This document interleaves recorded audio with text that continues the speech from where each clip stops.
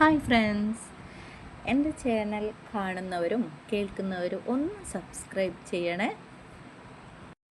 ഇനി നമുക്ക് കഥയിലേക്ക് വരാം. സമയം രാത്രി 8 മണിയാകുന്നു. 7 മണിക്ക് എത്തേണ്ട ബസ് ഇതുവരെ എത്തിയിട്ടില്ല. എങ്ങനെ എത്തൂ? വാഹനങ്ങളുടെ നീണ്ട നിരയാണ്. റോഡ് നിറയെ. രാത്രിയായെങ്കിലും പകൽ പോരെ. ബാംഗ്ലൂർ നഗരം പ്രകാശപൂരിതമാണ്. ബസ് സ്റ്റോപ്പിൽ നിന്ന് കുറച്ച് മുമ്പോട്ട് മാറി ബൈപ്പാസ് റോഡിലാണ് നിൽക്കുന്നത്. ഇടദിവസം ആയതുകൊണ്ടാണെന്ന് തോന്നുന്നു. വേറെ ആരുമില്ല ഇവിടെ നിന്ന് ബസ്സിൽ കയറാൻ. ഇൻ്റർസ്റ്റേറ്റ് നൈറ്റ് സർവീസ് ബസ് ഇവിടെ നിർത്തൂ. ഭക്ഷണം കഴിക്കാൻ കയറിയപ്പോൾ ബസ് ഓൺ ടൈം ആണെന്ന് ഡ്രൈവർ വിളിച്ചു പറഞ്ഞു. അതുകൊണ്ട് നേരെ ചൊവ്വേ ഒന്നും കഴിക്കാൻ പറ്റിയില്ല. 2 സമൂസയും ഒരു നാരങ്ങ വെള്ളവും മാത്രമാണ് കഴിച്ചത്. കയ്യിലിരുന്ന സ്പ്രൈറ്റിൻ്റെ അടപ്പ് തുറന്നു 2 കവൾ കുടിച്ചു. ബിങ്കോയുടെ കവർ പൊട്ടിച്ചു 2-3 പീസ് എടുത്ത് കഴിച്ചു. 1/2 ലിറ്റർ വോഡ്ക വാങ്ങിയെങ്കിലും കഴിക്കാനുള്ള സമയക്കുറവ് മൂലം 1 ലിറ്റർ സ്പ്രൈറ്റ് വാങ്ങി. പകുതി കളഞ്ഞിട്ട് അതിലൊഴിച്ചു കൊണ്ടുവന്നതാണ്. ഞാൻ വെറുതെ പരിസരമൊക്കെ ഒന്ന് നോക്കി. ഹെഡ്സെറ്റൊക്കെ കാതിൽ തിരുകി സംസാരിച്ചുകൊണ്ട് തിരക്ക് പിടിച്ച് നടന്നു പോകുന്നവരെയാണ് ഞാൻ കാണുന്നത്. കന്നഡ, മലയാളം, തമിഴ് അങ്ങനെ സമ്മിശ്ര ഭാഷകൾ, പലതരം വേഷങ്ങൾ. നല്ല പട്ടുപാവാടയും ബ്ലൗസും ഒക്കെ ഇട്ട് ഒരാളുടെ മുഖത്ത് പോലും നോക്കാതെ നാട്ടിൽ നടന്ന പെൺകുട്ടികൾക്ക് ബാംഗ്ലൂരിൽ വന്ന പിന്നെ തുണി അലർജിയായി മാറുന്ന കാഴ്ചയാണ് കാണാൻ പറ്റിയത്. അങ്ങനെ നിൽക്കുന്ന സമയത്താണ് ഒരു ടാക്സിക്കാർ എൻ്റെ അടുത്ത് വന്ന് നിന്ന് ഫോണിൽ സംസാരിച്ചു കൊണ്ട് ഒരു സ്ത്രീ പുറത്തേക്ക് ഇറങ്ങുന്നത്. ബസ് വരുന്നുണ്ടോ എന്ന് നോക്കുന്ന ഭാവത്തിൽ ഞാൻ അവരെ ഒന്ന് നോക്കി. 50 വയസ്സെങ്കിൽ കാണും. വയലറ്റ് നിറമുള്ള മുടി മേക്കപ്പ് ഇട്ട് പ്രായം കുറിക്കാനുള്ള കഠിന പരിശ്രമം നടത്തിയിട്ടുണ്ട്. അവരുടെ വേഷം ഒരു മദാലസ പോലെയാണ് എനിക്ക് തോന്നിയത്. ഒരു തരം ട്രാൻസ്ഫർ പോലെയുള്ള ഒരു ചുരിദാറും ലെഗിൻസുമാണ് അവരിട്ടിരിക്കുന്നത്. അതിൽ തന്നെ കാണാമായിരുന്നു അവരുടെ ആ സൗന്ദര്യത്തിൻ്റെ വടിവ്. അവരൊരു ബാഗ് എടുക്കാനായി കുനിഞ്ഞ് പുറംതിരിഞ്ഞ് നിന്നുകൊണ്ട് ചില കാഴ്ചകൾ മങ്ങുന്നതായും ചില കാഴ്ചകൾ എടുത്തു കാണുന്നതായും എനിക്ക് തോന്നി. 2 ചെമ്പുൻ കുടങ്ങളുടെ മേതെ ഒരു തുണി തിരികെ വെച്ച പോലെയായിരുന്നു അവരുടെ ആ കുനിഞ്ഞു നിൽപ്പുള്ള ബാഗ് എടുക്കാൻ ശ്രമിക്കുന്ന ഞാൻ കണ്ട കാഴ്ച. പെട്ടെന്ന് ഞാൻ ആലോചിച്ചു, കർത്താവേ, എൻ്റെ അടുത്ത സീറ്റ് എങ്ങാനും ആയിരിക്കണോ ഇവർ ബുക്ക് ചെയ്തത്? ഞാൻ മനസ്സിൽ പ്രാർത്ഥിച്ചു. ഞാൻ കയ്യിലുണ്ടായിരുന്ന കുറച്ച് സ്പ്രൈറ്റും കൂടി കുടിച്ച് ബാക്കിയുണ്ടായിരുന്ന ബിങ്കോ എടുത്ത് കഴിച്ച് കുപ്പിയും കാലിയും കവറും ബാഗിലാക്കി ഞാൻ അവരെ ശ്രദ്ധിക്കാതെ മട്ടിൽ നിന്നു. ടാക്സി അവരെ വിട്ടുപോയെങ്കിലും അവർ ഫോണിൽ സംസാരം തുടർന്നുകൊണ്ട് തന്നെയിരുന്നു. ഇടയ്ക്ക് ഞങ്ങളുടെ നോട്ടം കണ്ടുമുട്ടിയപ്പോൾ അവരൊന്ന് പുഞ്ചിരിച്ചു. അവരൊന്ന് ഫോണൊന്ന് ചെവിയിൽ നിന്ന് മാറ്റി എന്നോട് ചോദിച്ചു, മലയാളിയല്ലേ? അതെ. എങ്ങോട്ടാ? കൊല്ലം. റോയലാണോ ബുക്ക് ചെയ്തത്? അതെ, പക്ഷേ ലേറ്റാണ്. നന്നായി. ഇല്ലെങ്കിൽ എനിക്ക് മിസ്സായേനെ, അവൾ ചിരിച്ചുകൊണ്ട് പറഞ്ഞു. ദേ വരുന്നുണ്ടല്ലോ. റോഡിൻ്റെ അങ്ങേ അറ്റത്ത് റോയൽ ട്രാവൽസിൻ്റെ ബസ് കണ്ടു. അവർ താഴെ വെച്ചിരിക്കുന്ന ബാഗ് എടുത്ത് തോളിലിട്ടു. ബസ് വന്ന് നിന്നു. ഡോർ തുറന്നു. ഒരു തമിഴൻ പയ്യൻ പുറത്തേക്ക് വന്നു. സൈഡിലെ ലഗേജ് ബോക്സ് തുറന്നു. എൻ്റെ വലിയ 2 ബാഗുകൾ വാങ്ങി വെച്ചു കൊണ്ടവൻ പറഞ്ഞു, സോറി അണ്ണ, ട്രാഫിക് ബ്ലോക്കിലെ മാറ്റിയടിച്ചു, അതാണ് ലേറ്റായി. അവൻ ക്ഷമ ചോദിച്ചു. ഞങ്ങൾ 2 പേരും ബസ്സിലേക്ക് കയറി. വണക്കം അണ്ണ, സൗഖ്യമാ? ഡ്രൈവർ സീറ്റിലിരിക്കുന്ന അയാൾ കുശലം ചോദിച്ചു. ആമാപ്പാ, നല്ല സൗഖ്യം. ഞാൻ അകത്തേക്കുള്ള ഗ്ലാസ് തുറന്ന് കയറി. അരണ്ട വെളിച്ചമേയുള്ളൂ അകത്ത്. കുറച്ചു പേർ മൊബൈൽ നോക്കിയിരിക്കുന്നു. ചിലരൊക്കെ സീറ്റ് നിവർത്തി കണ്ണടച്ച് കിടക്കുന്നു. 2-3 സ്ത്രീകൾ മാത്രം. ബാക്കിയെല്ലാം പുരുഷന്മാരാണ്. ഞാൻ ഏറ്റവും പുറകിലേക്ക് നടന്നു. ബാക്കിലെ 4 നിര സീറ്റിലും ആരുമില്ല. ബർത്തിൽ ആളുണ്ട്. കർട്ടൻ ഇട്ടിരിക്കുന്നത് കൊണ്ട് ആളെ കാണില്ല. എനിക്ക് മുമ്പേ കയറിയ അമ്മായി എവിടേക്ക് പോയി?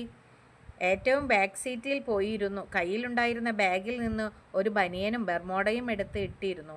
ഷർട്ടും പാൻറ്റും എല്ലാം ഊരി മടക്കി ബാഗിൽ വെച്ച് ബനിയനും ബർമോടയും ധരിച്ചു. ഷൂവിൻ്റെ ലൈസുകൾ കൂട്ടിക്കെട്ടി സീറ്റിൻ്റെ കമ്പിയിൽ ഉടക്കിയിട്ട്, ഇല്ലെങ്കിൽ രാവിലെ ഷൂ തപ്പി മടുക്കും. കുപ്പിയെടുത്ത് കുറച്ചും കൂടി അകത്താക്കിയിട്ട് തിരിച്ച് ബാഗിൽ തന്നെ വെച്ചു. മുമ്പിലെ സീറ്റിലേക്ക് പോയി സീറ്റ് നിവർത്തി പതിയെ ചാരി കിടന്നു. കണ്ണുകളടച്ചു. എന്നാലും ആ സ്ത്രീ എവിടെ പോയി? ഒന്ന് പരിചയപ്പെടാൻ തുടങ്ങിയപ്പോഴേക്കും ബസ്സും വന്നു. ഫോൺ നമ്പർ കൂടി വാങ്ങാൻ പറ്റിയില്ല. സാരമില്ല, വണ്ടി ഓടിക്കുന്ന മുരുകൻ്റെ കയ്യിൽ എല്ലാ യാത്രക്കാരുടെയും ഫോൺ നമ്പർ ഉണ്ടല്ലോ. രാവിലെ ഇറങ്ങാൻ നേരത്ത് വാങ്ങാമല്ലോ എന്നോർത്തിട്ട് സമാധാനിച്ചു. മാസത്തിൽ 2 തവണയെങ്കിലും ഇതേ ബസ്സിൽ അങ്ങോട്ടും ഇങ്ങോട്ടും യാത്ര ചെയ്യുന്നത് കൊണ്ട് എല്ലാ ഡ്രൈവർമാരെയും നല്ല കമ്പനിയാണ്. അതുകൊണ്ട് സീറ്റിൻ്റെ പൈസ കൊടുത്താലും ബർത്തിൽ കിടന്ന് സുഖമായി ഉറങ്ങാം, യാത്ര ചെയ്യാം. വല്ലപ്പോഴും ഒരു കുപ്പി വാങ്ങി കൊടുക്കണേ ചിലവേ ഉള്ളൂ. ബസ് സിറ്റിയിൽ നിന്ന് വിട്ട് ഹൈവേയിലേക്ക് കയറിയിരിക്കുന്നു. ഇനി മിന്നൽ സർവീസാണ്. കഴിച്ചതിൻ്റെ ഒരു തരിപ്പ് പതിയെ പിടിച്ചു തുടങ്ങി. Excuse me. ഒരു കിളിനാദം കേട്ട് ഞാൻ കണ്ണു തുറന്നു. ബസ്സിനുള്ളിലെ അരണ്ട വെളിച്ചത്തിൽ എൻ്റെ അടുത്ത് നിൽക്കുന്ന ആദ്യം കണ്ട ആ കിടിലൻ സൗന്ദര്യം തന്നെ. ഞാൻ സീറ്റ് നിവർന്നിരുന്നു. എന്താ? അവർ മറുപടി പറയാൻ തുടങ്ങിയതും ബസ് പെട്ടെന്ന് ബ്രേക്ക് ചെയ്തു വെച്ചു.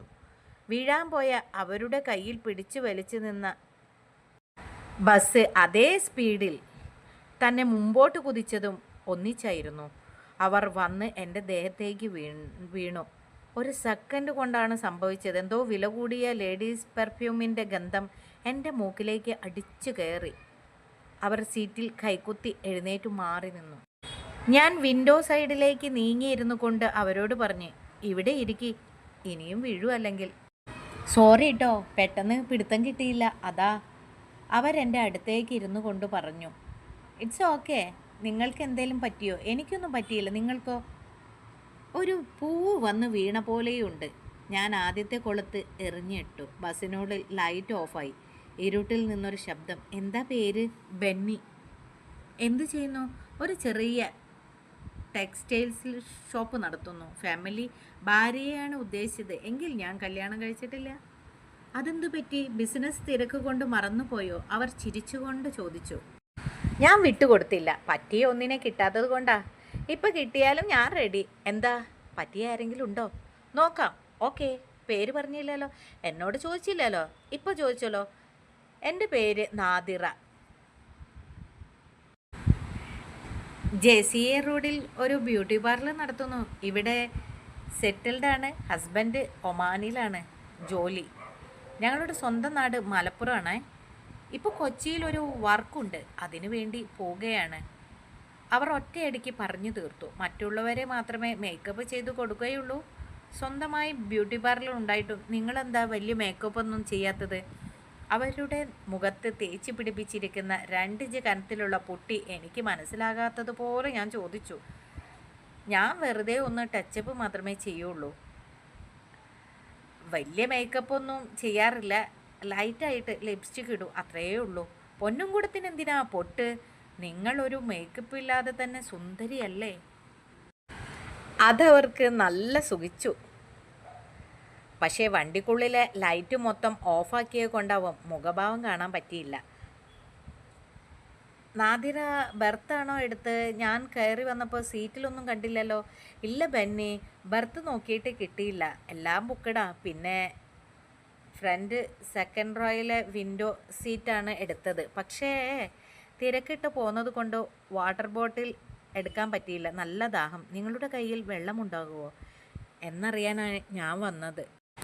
സോറി നാദിറ, എൻ്റെ അടുത്ത് വെള്ളമില്ല, പക്ഷെ സ്പ്രൈറ്റ് ഉണ്ട്. കുറച്ച് വോഡ്ക മിക്സ്ഡ് ആണ്, അത് മതിയോ? അയ്യോ, അത് ശരിയാവില്ല, എനിക്ക് ശീലമില്ല. ഞാൻ മനസ്സിലുറച്ചു. പറയാതെ അങ്ങ് എടുത്തിട്ടുണ്ടെങ്കിൽ ഒന്ന് സെറ്റാക്കുമായിരുന്നു. ചുമ്മാ അവരുടെ കയ്യിലിരിക്കുന്ന പഴുത്ത പപ്പായെങ്കിലും കൊതിയോടെ തിന്നുമായിരുന്നു. ഞാൻ തന്നെ എല്ലാം നശിപ്പിച്ചു. പെട്ടെന്ന് അവരുടെ മറുചോദ്യം. വോഡ്ക അധികമുണ്ടോ? അവൾ ചോദിച്ചു. എൻ്റെ മനസ്സിൽ ലഡു പൊട്ടി. ഇല്ലെന്ന്, കുറച്ചു കുടിച്ചതേ ഉള്ളൂ, പറ്റിയില്ല. എങ്കിലും സ്റ്റോപ്പിൽ നിന്ന് വെള്ളം വാങ്ങാൻ ഞാൻ എഴുന്നേറ്റ് ബാക്കിലെ സീറ്റിലെ ബാഗ് തുറന്നു കുപ്പി എടുത്തു കൊടുത്തു. അവൾ അടപ്പ് തുറന്നു കുറച്ച് കുടിച്ചു. വലിയ കുഴപ്പമില്ല. വീണ്ടും കുപ്പി വായിലേക്ക് കമിഴ്ത്തി കുറേ കൂടി കുടിച്ചു. ഇതിൻ്റെ ബാക്കിയെല്ലാണ് കഥ കിടക്കുന്നത്. പ്ലീസ് സബ്സ്ക്രൈബ് ചെയ്യണേ. നെക്സ്റ്റ് സ്റ്റോറിയിൽ ബാക്കി കാണാം. ഹായ് ഫ്രണ്ട്സ്, എൻ്റെ ചാനൽ